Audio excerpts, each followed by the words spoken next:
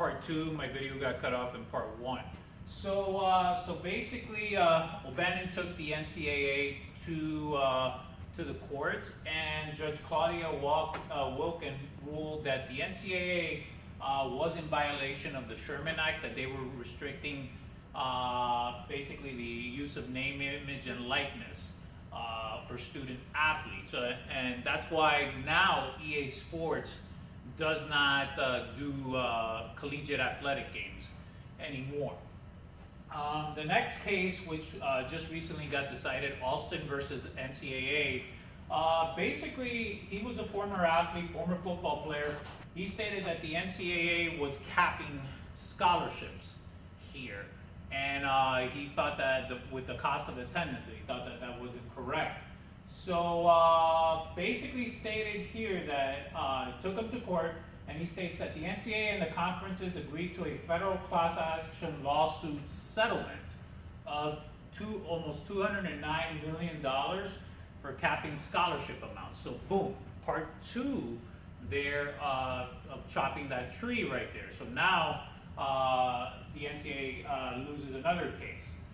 This case was really big because the NLRB, the National Labor Relations Board, decision basically ruled just recently that football players that attend private universities like University of Northwestern are considered employees based on the fact that they work 40 hours a week as a football player, and they can have their scholarship taken away whenever the coaches feel. So that's really important, because scholarships are annual renewable scholarships. So if a coach recruits a better player the following year, boom, player's gone. They can take away that scholarship. So this case right here is actually really big, because with the NLRB decision, because what's to say now public institutions, football players aren't employees, right?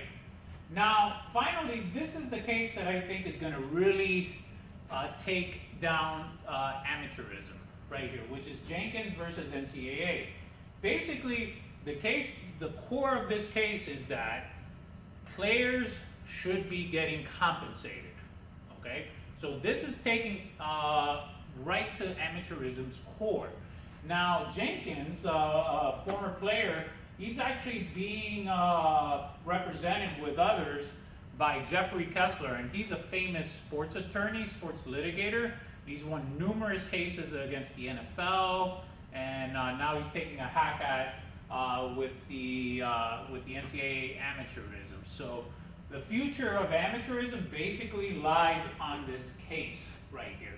And really, who's to say, right? Like Deshaun Watson from Clemson, he was worth more than his scholarship right there. You can make an argument that if he got compensated, he would get compensated pretty well, right? Jalen Hurts of Alabama, he's definitely worth more of it than his scholarship.